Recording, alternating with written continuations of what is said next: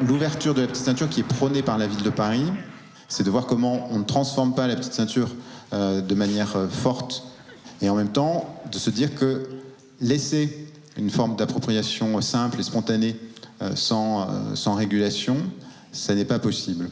Et donc il y a un juste milieu à trouver. En fait, ça démarre tout de suite et ça démarre dans différents endroits de la petite ceinture. C'était ce qui a été appelé des chantiers participatifs, appuyés par ce qu'on a appelé des collectifs de professionnels qui ont reçu un marché de la ville de Paris pour nous assister dans l'accompagnement de cette démarche, avec une rémunération de ce dispositif de chantier participatif qui ne se suffit pas à lui-même, mais qui est une manière d'enclencher un mécanisme et de voir derrière si des aménagements sont nécessaires, lesquels, s'ils ne le sont pas, de ne pas les réaliser, mais de permettre quand même l'ouverture. Et en termes d'occupation et de gestion, quelle forme d'occupation portée par des habitants, des associations, des collectifs peuvent prendre le relais. On doit assurer la permanence de cette plateforme ferroviaire, ne pas la transformer, pour garantir une réversibilité éventuelle de cette plateforme et des ouvrages à des fins de transport si l'État le décidait.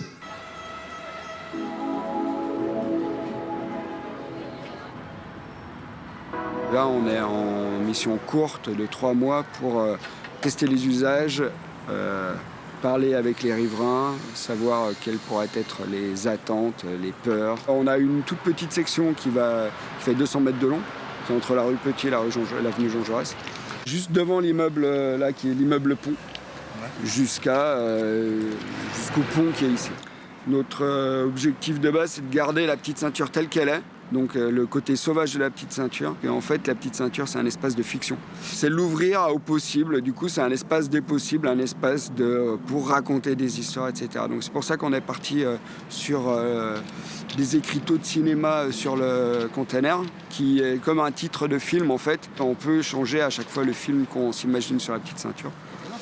Et donc là, le film qu'on se raconte sur la petite ceinture, c'est réapproprier les rails à base de skate. Donc on a développé une espèce de système mécanique qui peut accueillir des roues de skate pour transformer des plateformes en skate, quoi.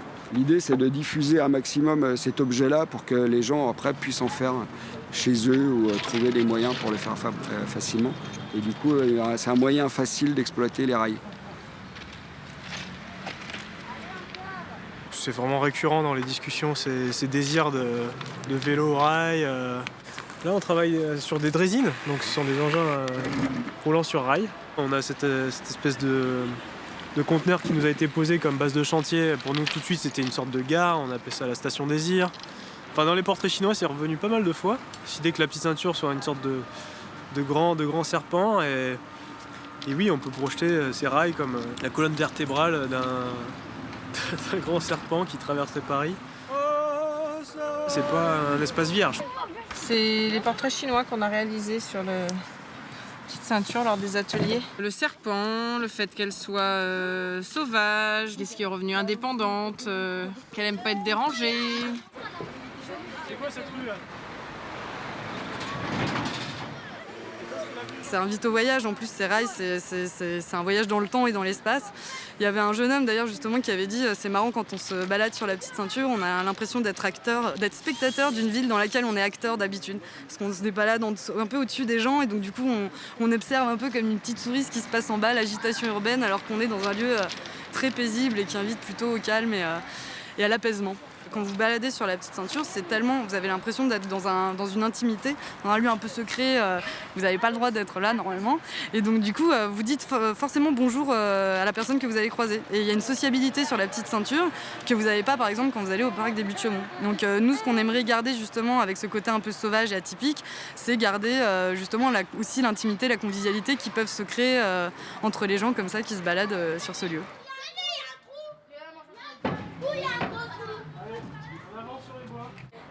Mais si on tombe, c'est pas solide. Marche sur les bois et t'auras pas de problème. Je tombe dans l'eau. L'eau, j'avais qui tourne. Ce qui est incroyable, alors peut-être que moi je suis aussi le profil typique de la Parisienne, hein, mais c'est d'en faire un sentier de randonnée urbaine. C'est-à-dire que si on veut se balader sur la petite ceinture, et bah oui, il faudra prendre des bonnes chaussures de marche, une lampe torche, et c'est un peu l'aventure, quoi. C'est pas, on va pas en faire une autoroute verte.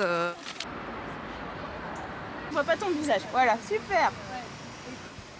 Pour moi, il faudrait ouvrir certaines parties et laisser d'autres inaccessibles. C'est ce qu'on se dit. En fait, on se dit qu'il y a peut-être des stations qui sont ouvertes et facilement accessibles pour des gens à mobilité réduite, et puis que le reste des tronçons reste comme il est, en se disant en fait la petite ceinture c'est un chemin de randonnée ou c'est un lieu, on y va, c'est ça qu'il faut faire. on est équipé de bonnes chaussures. Pas tout faire et c'est bien de faire un petit truc.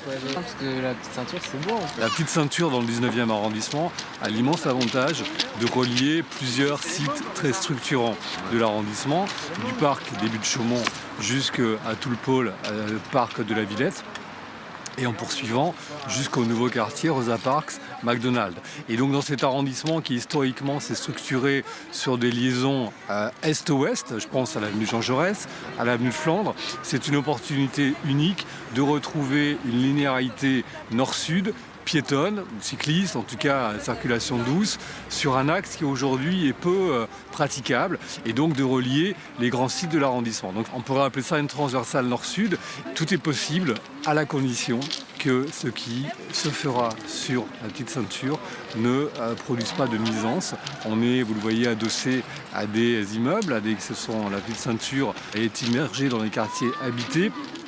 On ne peut pas envisager quoi que ce soit qui produise des nuisances. À partir de là, à partir du moment où cette condition-là sera respectée, tout est imaginable, y compris des modes de transport doux, dès lors qu'ils ne produiraient pas de nuisances particulières. Le monde du transport urbain avance à grande vitesse pour le coup, et il ne faut pas s'interdire de pouvoir disposer dans quelques années de modalités de transport urbain, y compris rapides, absolument silencieuses et non productrices de bruit, auquel cas elle pourrait tout à fait trouver place sur l'emprise de la petite ceinture. Peut-être que la petite ceinture serait une sorte de chemin de randonnée urbain. Peut-être que les cailloux, ils restent là en fait, parce que quand on est sur un chemin de randonnée, on marche dans les cailloux et puis on met des bonnes chaussures et puis on y va. Et que peut-être que ce chemin, il serait ponctué de différents refuges, qui seraient des stations, qui seraient des lieux davantage en lien avec le quartier, avec des micro-espaces et avec des énergies locales.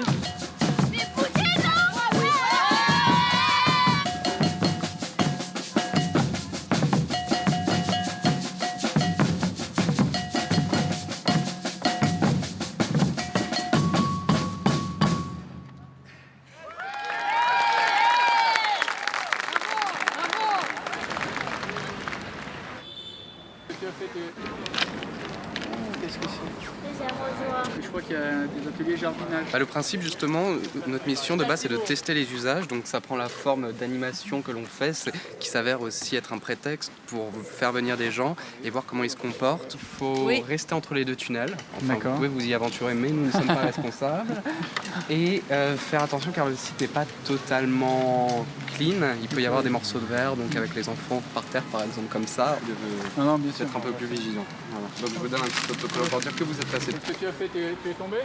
Pour l'instant, rien n'est figé dans le marbre, c'est le principe de la participation. Ce serait un peu de mettre du mulch entre les rails.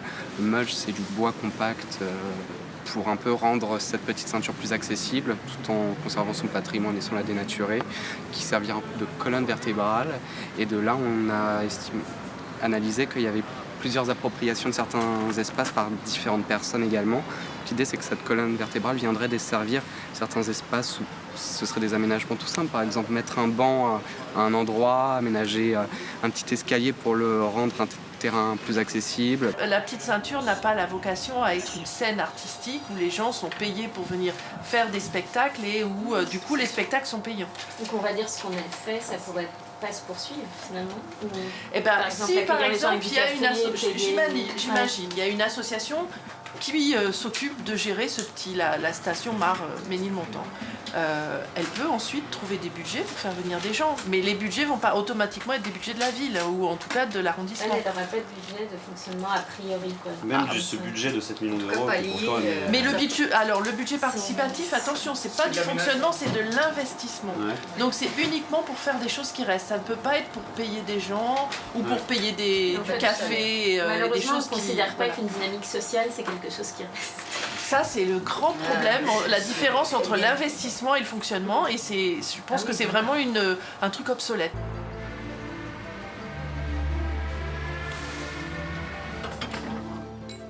On est mandaté par la mairie de Paris pour expérimenter l'ouverture au public de la petite ceinture entre l'avenue de Saint-Mandé là-bas et la rue du Sahel. La réflexion, elle se porte à l'échelle du 12e, porte de Charenton à Cordes-de-Vincennes.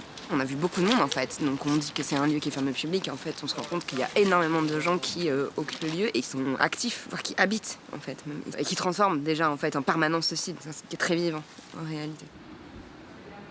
Le but ici, c'était de tester des situations sur ce territoire et voir qui sont les personnes qui ont envie de porter des projets ici. Ce que nous, on essaye de proposer, c'est que ce soit un espace public dans lequel il puisse y avoir des activités aussi. Parce que là, on est dans une démarche qui est plutôt participative et il y a des acteurs qui se sont manifestés, qui sont capables aujourd'hui de porter des projets très divers d'ailleurs. Le container, dès le départ, évidemment, il a été peint, caillassé, etc. Donc, on a réussi à avoir un contreplaqué sur le vitrage par la mairie de Paris. On a même nous-mêmes organisé une performance de graphe sur le container. Donc, ça fait partie de la vie quotidienne du site. Et en fait, on est dans dans cet urbanisme en temps réel, comme on dit. C'est-à-dire qu'on teste avant, au lieu de planifier. On a aussi construit notre premier acte sur le site qui a été cette plateforme mobile qui était au départ pour nous une façon en fait, de questionner ce site et en même temps un outil. C'est-à-dire on questionne la mobilité, on questionne l'usage du rail. Nous, on y répond en disant c'est intéressant de pouvoir continuer à se déplacer sur cette friche ferroviaire. Nous, c'était intéressant immédiatement parce que comme on est dans une situation de chantier, on a besoin de bouger de la matière. Et ensuite, on s'en est servi dans tous nos événements. En fait, on se rend compte que c'est devenu le cœur du dispositif. Là, on a aujourd'hui fait des rampes expérimentales PMR, justement pour l'accueil de personnes en situation de handicap qui vont venir tester aujourd'hui avec nous en fauteuil roulant. On va commencer par le niveau de la rue, qui en plus est une rue pavée, donc je vous laisse imaginer les difficultés qu'ils peuvent rencontrer. Donc on va monter ici sur les petites rampes aluminium qu'on a mis sur l'accès qui était existant, qu'on a terrassé ce matin. Ensuite, les rampes donc en dalles, en palette de séchage, ici. Et là, le virage, ça passe. Ouais. Et alors, à droite, à gauche? À gauche. On va se mettre là. Et enfin, on va voir si on peut accéder à la plateforme pour pouvoir les faire un peu circuler puis aller voir un peu plus loin sur le site. Justement, cette partie quai qui est beaucoup plus calme, où il y a plus de végétation, etc. Aujourd'hui, il y a plein de gens qui n'ont pas accès à la petite ceinture. Donc, on ne peut pas défendre l'idée que la petite ceinture est interdite de fait parce que c'est pas... au niveau sécurité, au niveau confort, c'est pas accessible à plein de gens. Donc on peut garder des endroits où on va marcher, comme ça on aura l'aspect campagne. Et pourquoi pas des nœuds, donc les endroits où il y a des grandes avenues. Et du coup ce serait vraiment aménagé avec un sol qui permettrait à tout le monde de venir. Ça fasse aussi la petite ceinture des raccourcis dans la ville. On l'utilise pour aller d'un endroit à un autre parce que c'est plus rapide. On a fait des expériences et des tests avec la question des sols fertiles. C'est-à-dire que tout le monde jardine, il y a déjà plein de jardinage, mais sur les cailloux, on ne peut pas jardiner. Donc on s'est posé la question, comment à partir des ressources qui étaient sur place, comment on pouvait rendre le sol fertile. Ce que je retiens ici, c'est la fragilité du site. Plutôt que de l'aménager, je pense qu'il faut le ménager. Et c'est assez singulier ce que je dis là, parce qu'on a très vite envie de faire rouler un peu la machine à béton. On pourrait très vite en faire une belle coulée verte. On irait à l'envers de la promesse et de sa raison d'être. Et on sait que dans un contexte de transition énergétique, transition écologique, transition sociétale, ces moments-là de respiration sont essentiels pour construire la ville. C'était un lieu qui a toujours été un lieu qui a été pensé comme un corridor où venaient circuler des hommes et des marchandises, et qu'aujourd'hui c'est un corridor biologique, donc sa fonction de corridor est toujours là, mais c'est une hétérotopie au sens où va venir s'y greffer des petites actions, des usages qu'il va falloir certainement orchestrer. Ce corridor peut être encore le lieu où on vient héberger des imaginaires et des actions et des usages. Et je pense que cette idée de construire des communs ici, elle serait intéressante, mais toujours avec ce souci de ne pas en faire forcément un espace du show-off, mais un espace de l'intimité et un espace de la fragilité. Moi, j'ai toujours évoqué ce lieu en disant qu'il fallait préserver son patrimoine ferroviaire et de biodiversité. Et donc, et vous avez évoqué l'idée de couler du béton et de faire une promenade bétonnée. C'est vrai que très vite, en fait, les habitants nous ont dit on ne veut pas la même chose que la promenade plantée. Et dès qu'on ouvre un espace de respiration, il est suroccupé tellement, effectivement, cette ville est dense. Cette île, c'est une des villes la plus dense au monde. Et donc, on a bien conscience que tout espace qu'on ouvre, on aura du mal à le préserver. Donc, la contrainte posée par le propriétaire des lieux, qui reste quand même la grande maison des chemins de fer, de préserver la réversibilité du lieu, elle nous protège un peu de ça, quelque part. C'est une contrainte qu'il faut transformer en atout. C'est pas un espace vert, comme les autres, comme un parc, voilà. Mais je suis assez sensible à cette idée que c'est un nouvel espace de liaison entre d'autres espaces qui préexistent. Jardiner sur la petite ceinture, c'est vraiment pas simple, c'est énormément de travail. La question de l'eau aussi, l'accessibilité à l'eau qui est problématique aussi. Il y a la question de mettre en valeur la gestion et l'entretien qui est fait par Interface Formation. Donc il y a aussi cette ressource humaine et ces énergies qui sont vraiment très fortes sur la petite ceinture. C'est un lieu qui est identifié comme vraiment un corridor biologique, un poumon vert, on entend beaucoup de ces mots-là, qui pour nous sonnaient un peu paradoxal. On ne sera jamais sur un espace vert classique, donc il faut inventer des modes de gestion, de gouvernance. Mais du coup, c'était bien de venir justement d'être provinciaux et de venir, on n'avait pas cet affect qu'ont les Parisiens très fort avec la petite ceinture et que du coup on est vraiment venu avec un regard extérieur. Au début on était un peu mal à l'aise et en fait on s'est dit que peut-être c'était une richesse en plus d'arriver vraiment vierge de tout.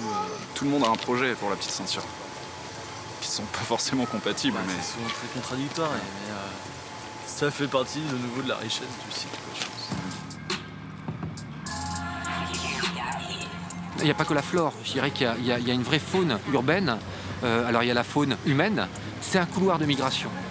Dans l'époque dans laquelle on est, où on nous parle des migrants et des flux migratoires, assumons le fait qu'il nous faut aussi à Paris un couloir migratoire avec des migrants qui sont des hommes et des bêtes. Et tant mieux parce que c'est ce qui fait que cette ville va retrouver de la vitalité parce qu'elle va aller puiser son énergie dans cette animalité qu'il faut préserver. Le premier public qu'on voit naturellement, c'est les promeneurs, qui ne sont pas forcément des gens du voisinage, mais qui sont des gens qui déambulent, qui ne sont pas forcément en errance, mais en itinérance, eux. Ça, c'est le premier public, les promeneurs, on va dire, mais qui ont un point commun, qui est que c'est des gens qui cheminent. Un peu comme le train cheminait ici, là, c'est des piétons qui cheminent. Le deuxième public, à mon avis, c'est un public un peu plus de subversif. C'est ceux qu'on ne voit pas. C'est les renards, c'est ceux de la nuit, c'est les mecs qui viennent taguer. C'est ce qui font que ce lieu-là, c'est une galerie à ciel ouvert. Mais eux, ils vivent en mode caché. Et c'est un public aussi qui est invisible, mais qui pourtant pèse sur l'esthétique du lieu, sur sa fonction, etc. Un autre public, à mon avis, c'est bien entendu les voisins. Les voisins qui sont directement, je dirais, en lien avec la petite ceinture, mais qui vivent ça comme un jardin. C'est ce qu'il y a en bas de leur fenêtre et ils viennent se l'approprier. Avec d'ailleurs des types qui auraient tendance à vouloir le privatiser quasiment. La ville, elle est tellement préformatée, on a besoin d'avoir des lieux où on vient se cacher, où on vient exister en mode alternatif. Et je pense que la petite ceinture, c'est aussi ça. C'est aussi un espace qui permet à ces publics-là, qui existent, de trouver un refuge. Un public qui doit continuer à avoir droit de cité sur la petite ceinture. C'est l'espace entre. L'espace de la vacance. Étymologiquement, la vacance, c'est l'espace du vide. Je pense que la petite ceinture, c'est le lieu de la vacance. C'est le lieu du vide. C'est le lieu de la respiration. C'est le lieu qui fait qu'à un moment ou à un autre, on a besoin de vide pour retrouver du jeu dans la société.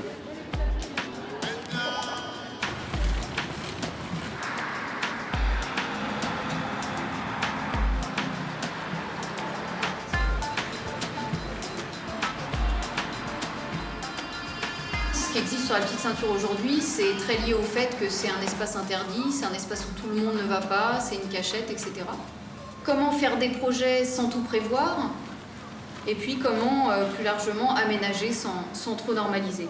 On a des villes où, je pense à des villes comme Berlin, etc., où ça pose beaucoup moins de problèmes de ne pas tout prévoir, de ne pas tout sécuriser, etc. On a une culture en France, globalement, où on aime réduire le risque le plus possible, etc. Donc on est très à cheval sur tout un tas de choses qui tendent à beaucoup normaliser les espaces et leurs usages. Le fait d'aller sur la petite ceinture, d'aller dans cet endroit un peu secret pour être tranquille, pour faire un peu ce qu'on veut, c'est pas hyper compatible comme ça d'emblée avec un atelier participatif pour réfléchir à un aménagement, etc.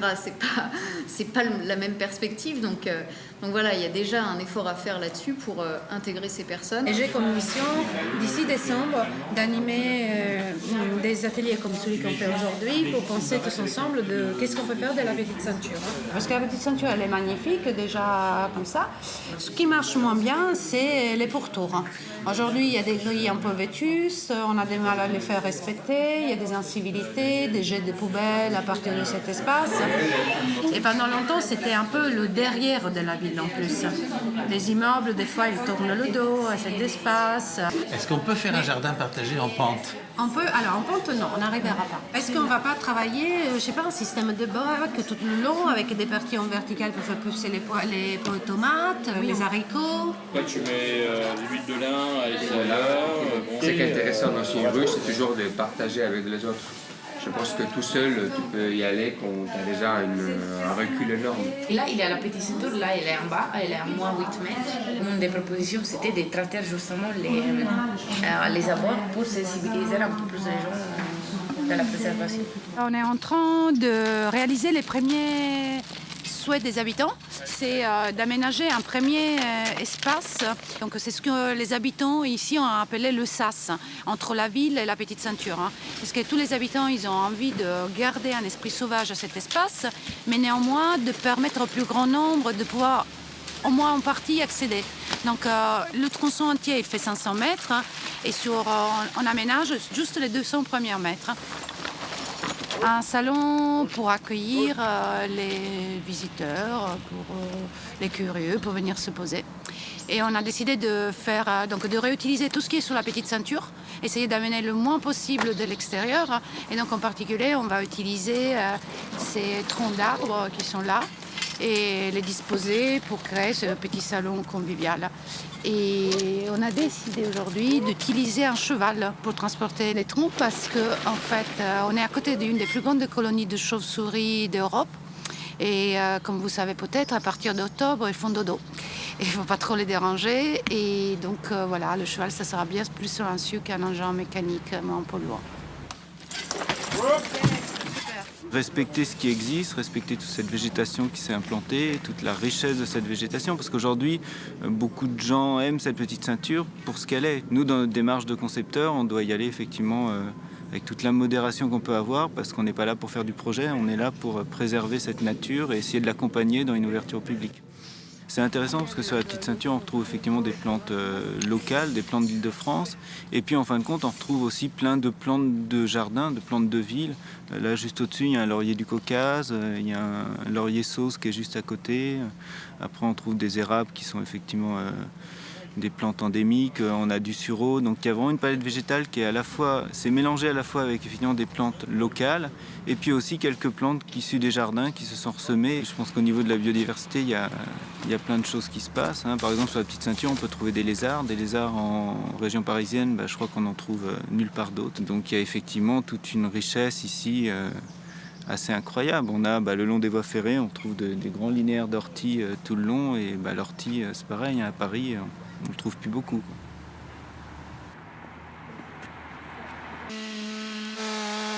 Et après, une fois que les assises seront prêtes, on va réaliser des dossiers en tressage avec les résidents. Et on espère que ça sera beau et confortable. Avec des positions différentes pour se relâcher un peu de la forêt, quoi. Et en fait, il faut décider quel type d'assise par rapport à chaque tronc. Si on arrivait à faire attendre des liens, des cordes et tout, et faire une hamac, quoi. D'accord. Ici, par exemple, le choix qui a été fait, c'est de créer un cheminement qui permettra aux personnes âgées qui ont des difficultés à se balader de pouvoir découvrir moitié du parcours. Mais il n'y a que moitié. La deuxième moitié, elle est restée intacte pour tout ce qui voudrait voir mais à quoi ça ressemblait originairement la petite ceinture. Et l'idée, c'est de ne pas le prolonger. C'est des plaquettes de bois, malheureusement, qu'on a dû acheter. On aurait bien voulu broyer du bois de la petite ceinture, mais ça faisait trop de bruit pour les chauves-souris. Alors on a décidé d'utiliser plutôt des plaquettes qu'on a achetées.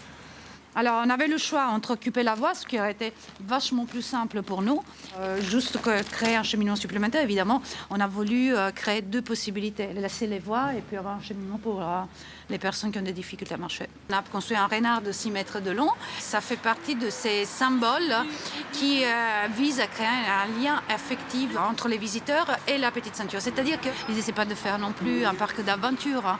Donc, quel équilibre trouver? On a des contraintes très fortes et moi, je trouve que c'est bien les contraintes. Biodiversité et ferroviaire. Les deux, elles vont nous donner des lignes directrices, si on les respecte, qui vont permettre justement de choisir les bonnes activités.